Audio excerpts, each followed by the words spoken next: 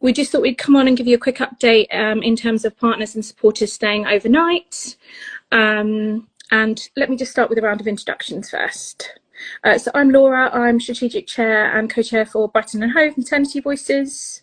Hello, I'm Jordan, so I am Co-Chair for UHSussex Maternity Voices representing Worthing and PRH.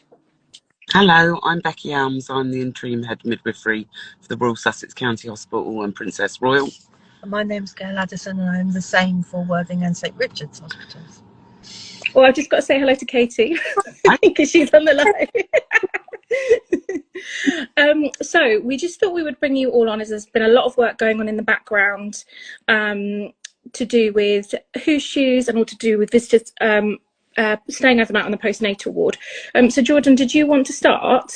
Yes, yep. So to just give a bit of background around how we've got to the point where we are now, as a Maternity Voices partnership, one of our focuses is to hear the experiences of service users, so families that are using maternity services, and that over the last year and a half we've had a lot of feedback about people feeling that their experience was adversely impacted by not being able to have a loved one to support them overnight on the postnatal ward. So it was really fantastic news recently that following with COVID that the visiting hours were extended. So people are now the first supporter is now allowed to stay until 11 p.m, which has been fantastic. But once we noticed that it was a bit of a theme that lots of people were sharing with us, that they felt that they needed that extra support through the night. And so we then started to actively seek people's experiences were, and a while back we did a feedback Friday where we asked people what their experience of not having a supporter stay overnight was, and we also started to gather that feedback from our survey and from walk the patch visits to the wards, and we just realised that there was a very high percentage of people feeling very strongly that their experience would have been transformed if they had been able to have someone stay overnight. Predominantly where people were having babies quite close to the end of visiting hours or during the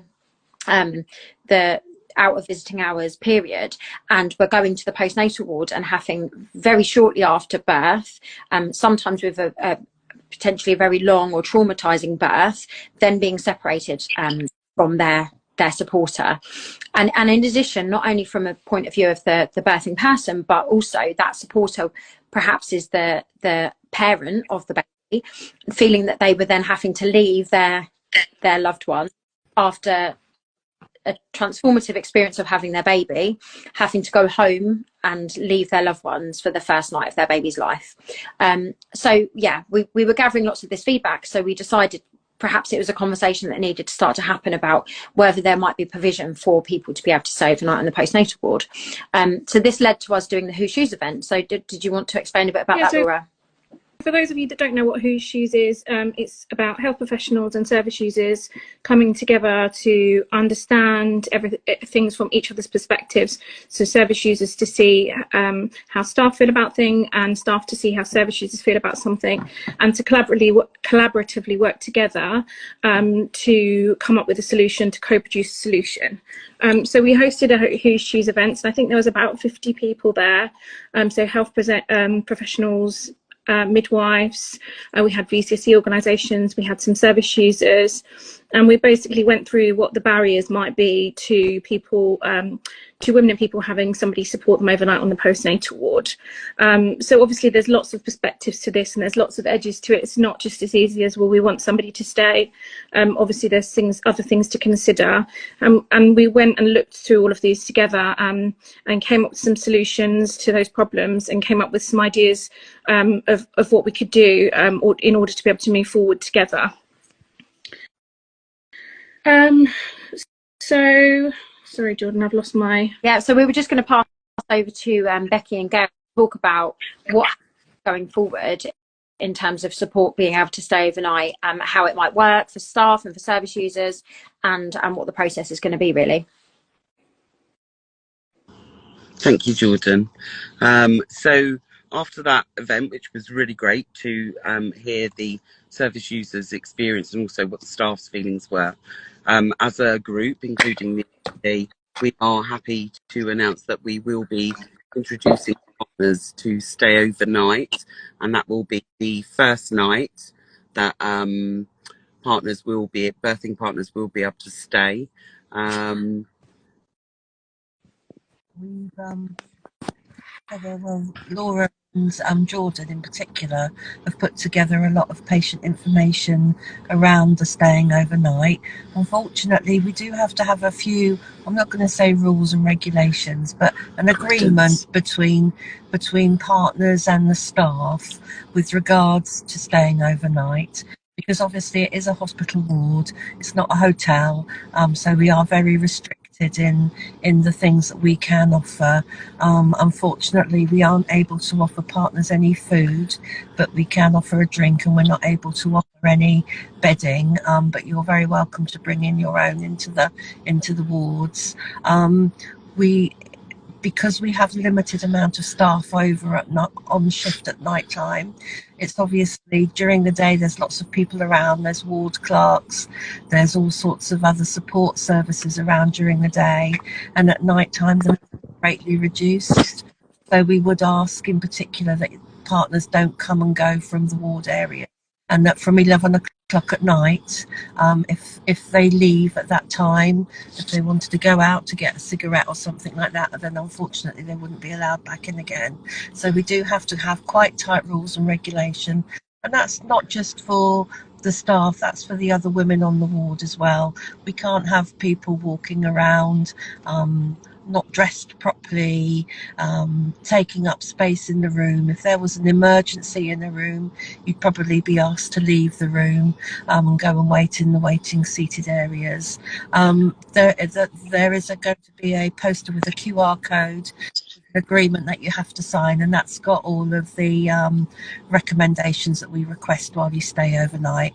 And it is just being very mindful that the partners are there to support their wife or girlfriend or significant other loved one, and not there to rest and sleep, because the beds are there for the mothers and the babies, and we have had some experiences in the past where partners have slept on the beds and the mothers have been in the chairs next to the beds. So it's just looking after one another, being respectful of the other people in the room as well, because there could be 5 partners and 5 mothers and 5 babies. So 15 people in a room at one go in each of the bays. So it's just being respectful. There's going to be a questionnaire that Laura and Jordan have devised, getting feedback from it, and we'll be getting feedback from the staff. But obviously we're open to any questions that you may have. So we'll launch from the, sorry Laura, this will launch on the 5th of February, and that's really exciting. You'll be able to speak to your community midwives with regards to getting the QR code, and it'll be much easier for you because it's really outlined in there what you're agreeing to and what we're agreeing to support you on your journey. So that's the supporters agreement, isn't it? And that's going to be shared throughout the pregnancy, but predominantly you'll be asked to sign it at your 32-week appointment. And it's a QR code or a form that you might be able to you fill in, and the partner, the supporter or the partner that is staying overnight would agree to these terms and conditions to be able to stay. And just to clarify, it's the first postnatal night at the moment only. That's what we're piloting to see how it goes, and it will be reviewed as it goes along, to see how we're doing, and to check how staff are feeling, what the experience is like for them, and also how service users are feeling and what the experience is like for them as well. So it's just the first postnatal night, unless your baby is born after 2 a.m. and if they're born after 2 a.m. then the next night would be your first postnatal night, so that everybody gets a full night. So I think it's pretty massive news for a lot of people, and I think it will be really great, and people are going to be really excited about this. And it's not just all about what you can't do. We're really excited from the perspective of, you know, people being able to bond with their babies, you know, and sometimes it might not be the partner that comes, it might be a mum or a dad, or it might be a sister or a friend. So in terms of a supporter, it can be that one person that you choose. That person is not interchangeable, it just has to be one person that's staying overnight for the first postnatal night. Jordan, is there some other things that we're going to cover as well? So I think that covers most of it, really. It's just, as Laura said, it's really exciting news. We think that this is going to hopefully really transform people's experience of their postnatal stay. We will be sharing in the coming days what the agreement is. So like Laura said, if you are earlier in your pregnancy, then you might start to have them conversations before you go to the postnatal ward. If you are closer to having your baby, then you might be given that agreement when you arrive at the hospital. And that agreement is kind of, agreeing to those things around, you know, I will conduct in a certain way and be respectful of other people. A few things to consider, like Gail touched on, is that unfortunately, as much as we would love there to be plenty of space for everyone to have all these big giant beds and everything, there isn't that space. So partners will need to sleep in a chair and bring their own. If they want pillows and blankets, then you need to bring that yourself. And food can't be provided. So it's about considering whether that is going to work for you as a family. And sometimes that might involve supporters thinking, actually, I'm going to go home and get a good night rest. And if the birthing mother is happy and settled and you're not wanting to stay, then maybe go home. But it's great that there is now that option that if you don't want to be separated as a family, that you don't have to be and you can stay together. So yeah, I think it's fantastic news. There's going to be information around what the agreement is. We've come up with some top tips on how you could support as a supporter staying overnight, so things that you might do while you're there. So yeah, watch this space. There's going to be lots of information coming forward. And as mentioned, Laura, did you want to explain a bit about how, because this is a pilot, how it's going to be assessed going forward?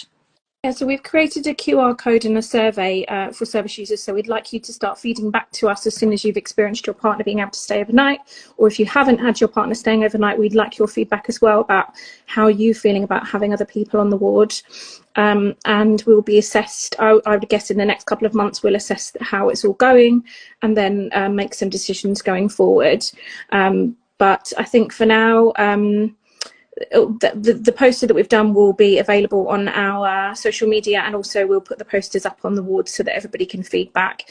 And the staff also will have a separate QR code and questionnaire where they're able to feedback.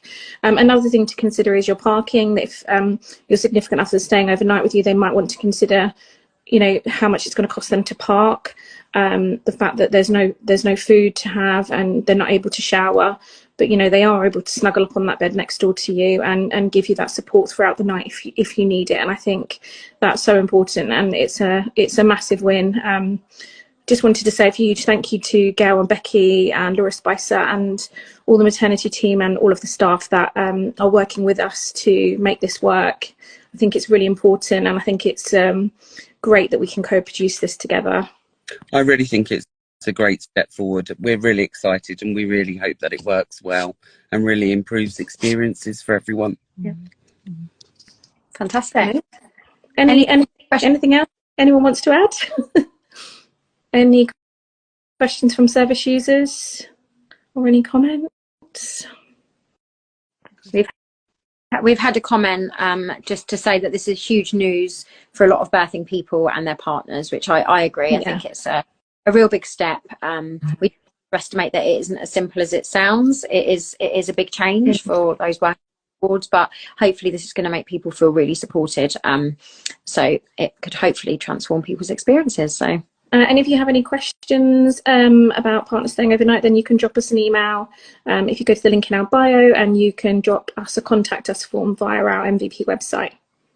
The other thing just to add is all of this information will be available via the UHSussex platforms as well. Our lovely communication midwife will share all of that as well. So yeah, any questions to MVP or us, that would be brilliant. Thank you so much, everybody. Happy Friday. Happy Friday. Bye. Bye.